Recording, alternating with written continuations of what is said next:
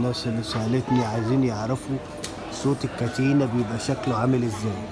هدور لك المكنة واسمعك صوت الكتينة وايه، واوريك الدنيا برضو ايه، عشان برضو لو عايز تعرف ايه صوت الكتينة بيبقى عامل ازاي، او انت عندك صوت كتينة ومش عارف تحدد صوت الكتينة من صوت الترزيع. فاهمني؟ برضه انا حليت الجنب اهو برضه عشان ندوروا الشغلة ونحط لها كتينة، وهنبقوا مع بعض برضه خطوة بخطوة، بس لازم اسمعك صوتها واوريك الصوت بيبقى عامل ازاي.